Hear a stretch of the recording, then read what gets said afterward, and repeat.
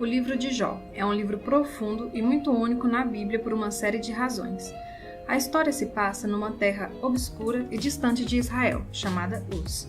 O personagem principal, Jó, ele nem é israelita, e o autor, que é anônimo, não situa sua história em nenhum período específico da história antiga. Isso tudo parece ser bem intencional. É como se o autor não quisesse que nós nos distraíssemos pelas questões históricas, mas que focássemos na história de Jó e nas questões levantadas pela experiência de sofrimento dele. O livro de Jó tem uma esquematização literária bem clara. Ele começa e termina com um curto prólogo narrativo e depois com um epílogo, e a parte central do livro é um denso poema hebraico, representando conversas entre Jó e seus 4 parceiros de diálogos, chamados amigos. Essas conversas são então concluídas por uma série de discursos poéticos dados por Deus para Jó.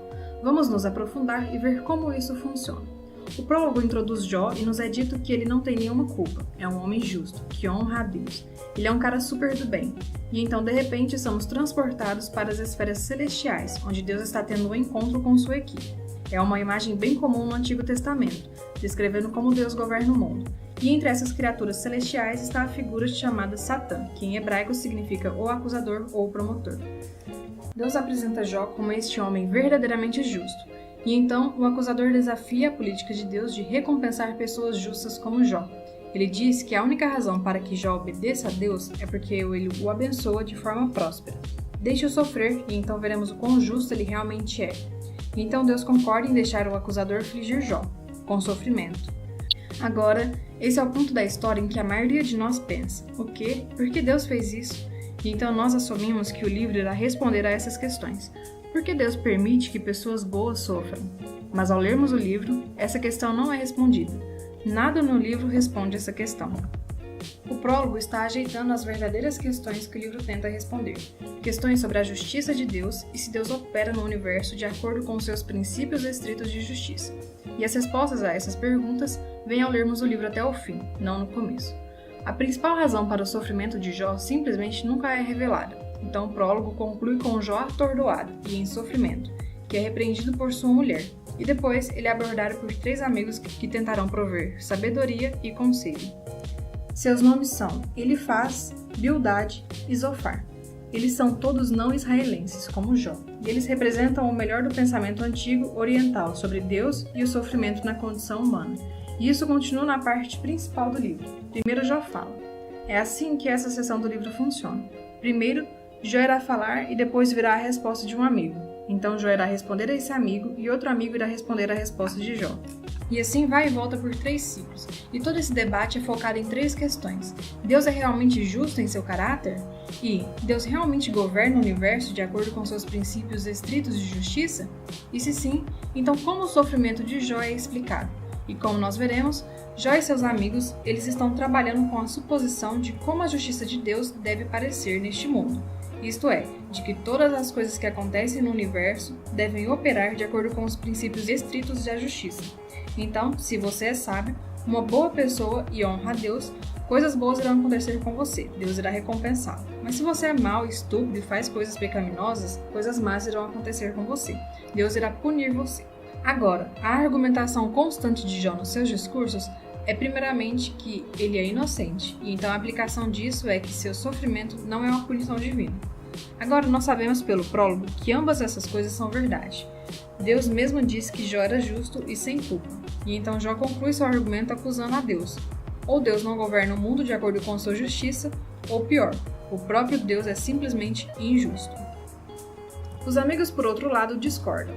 O argumento deles é que Deus é justo. A implicação é de que Deus sempre governa o mundo de acordo com sua justiça. E dessa maneira, eles concluem não por acusar a Deus, mas acusando Jó. Jó deve ter feito algo muito, muito ruim para Deus para que ele o punisse dessa forma. Eles até mesmo começam a citar possíveis pecados que Jó possa ter cometido.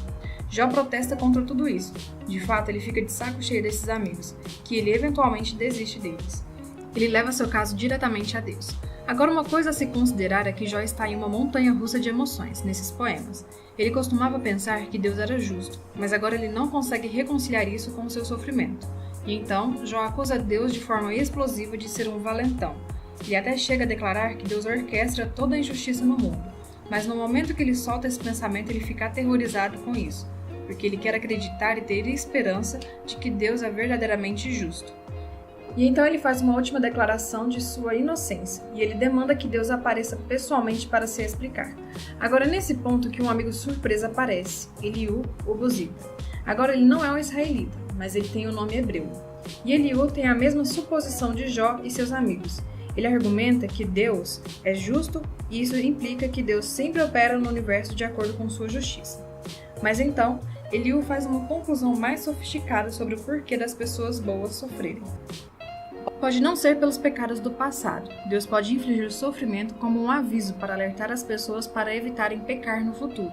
Ou Deus pode usar a dor e o sofrimento para construir caráter ou para ensinar as pessoas lições valiosas. Eliú não reivindica saber o porquê Jó está sofrendo, mas de uma coisa ele está certo. Jó está errado em acusar Deus de ser injusto. Jó nem mesmo responde a Eliú e o diálogo chega ao fim. É como se a sabedoria dos anciões tivessem acabado e o mistério permanece. E então, de repente, Deus aparece em uma tempestade e responde a Jó pessoalmente. Primeiro, ele responde à acusação de Jó de que ele é injusto e incompetente em governar o universo. Então Deus leva Jó em um tour virtual pelo universo e ele começa a fazer todas essas perguntas sobre a ordem e a origem dos cosmos. Estava Jó por perto quando Deus arquitetou a Terra e organizou as constelações? Havia Jó comandado o nascer do sol ou controlado o tempo? Deus tem seus olhos sobre todos esses detalhes cósmicos, que Jó nem sequer podia conceber. Então Deus começa a descrever detalhadamente os hábitos de pastar da cabra da montanha, ou como o cervo dá à luz, ou o padrão de alimentação dos leões e dos burros selvagens. Qual é o ponto de tudo isso? Lembre-se da suposição de Jó e de seus amigos sobre o que parecia para Deus governar o mundo de acordo com sua justiça.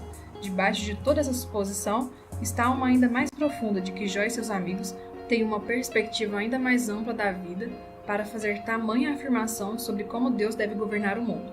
E a resposta de Deus com esse tour virtual é desconstruir todas essas suposições. Primeiramente, mostra que o universo é um lugar vasto e complexo e que Deus está de olho em tudo, em cada detalhe. Jó, por outro lado, tem apenas o pequeno horizonte de sua experiência de vida.